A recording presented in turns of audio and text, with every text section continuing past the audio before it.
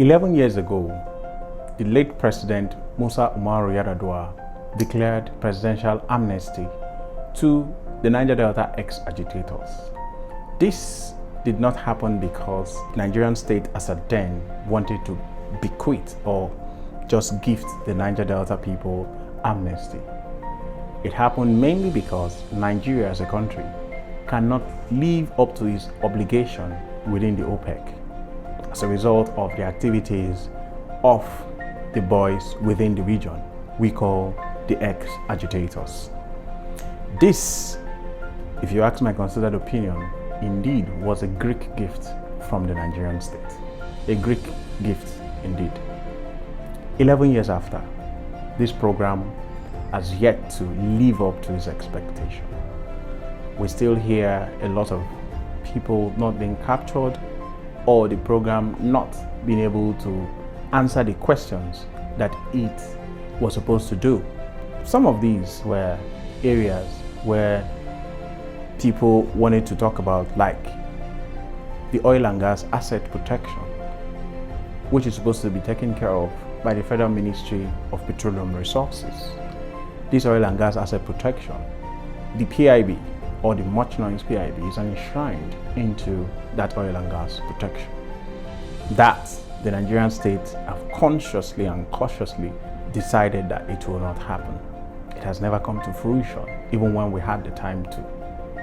The second one was the infrastructural development of resources within the Niger Delta region that ordinarily is supposed to be handled by the Niger Delta Ministry.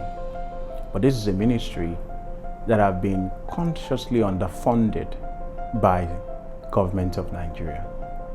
This ministry have remained very inert, immotile, as well as non-functional. It has not answered the question of the Niger Delta people. The other part is another thing they call the environmental cleanup and remediation that ordinarily is supposed to be handled by the Federal Ministry of Environment, one of which is a hoopla they call the high prep, aka the Ogoni cleanup. This indeed was just a whitewash program, a fluke, and it has become one. Nothing has happened even within the Ogoni region, as well as the Niger Delta, other states and communities within the Niger Delta region. The last, which perhaps is optimally not functional but still in use, which is the security outfit called DDRR, disarmament, demobilization, rehabilitation and reintegration. This phase is called the DDRR, otherwise called the Presidential Amnesty Program. This package, if you ask me, captured just 30,000 people, ex-agitators that, dropped arms in the name of the DDR, the disarmament phase. But if you ask me, has there been proper demobilization?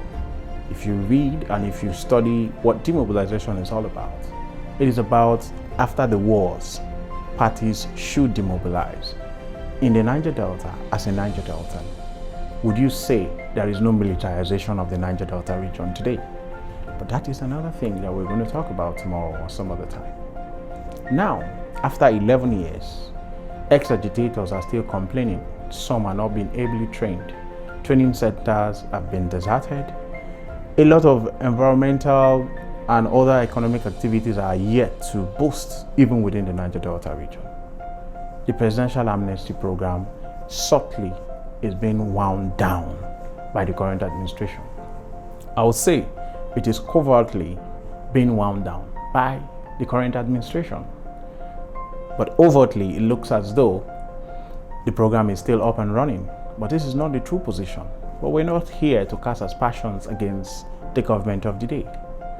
They have given us stories, hooplas, too many talks about the region being militarized, the region being not security-wise, it's not safe for things to happen. The last time ex-agitators were able to meet in the name of the PAP was about 7-8 years ago. The reason why this has not happened, it is because there has been this hoopla that the region cannot hold meetings within the Niger Delta. Not until the current administrator was able to defy that hoopla and was able to say that thing is not true. Very recently, about some weeks back, ex-agitators and also critical stakeholders met in Port Harcourt and also in Yenagua and other parts of the Niger Delta. Nothing happened. But as the amnesty program really answered the question of the average Niger Delta, pundits, I would say, have also argued that should this program alone be seen to cater for just ex-agitators? Yes, we agree, because at the point of the birth of this program, it was geared towards taking care of the ex-agitators. But like I said, it was a great gift. In the words of our former President Olusegun Obasanjo, the model being used for the amnesty program is like the carrot and stick. It is what we call in today's word palliative. They give you carrot on the one hand and the stick on the other hand. This is what they've been able to do to the Niger Delta people. We as Niger Deltans, this is a call to all of us that whether we agree or not, we have failed as a people to sit down to remodel this program, to bring a lot of economic gains to the program. A lot of stories have been making the rounds as to how much have been sunk into this program, but this is not what we're going to talk about. We already have other agencies that sprung up in less than a year ago, like the Northeast Development Commission. We hear about $16 billion being given to them. This is not what we're going to talk about as well. The point is, will the Niger Delta boil again as this program is about winding down? If yes, what are we doing today?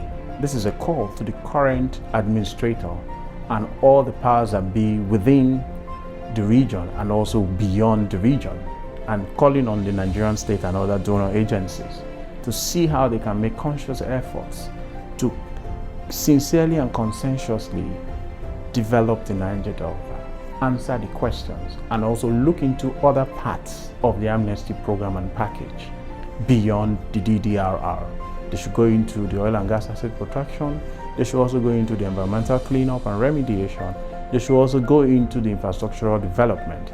These agencies must be funded, and this program must be taken seriously before anything called winding down should happen.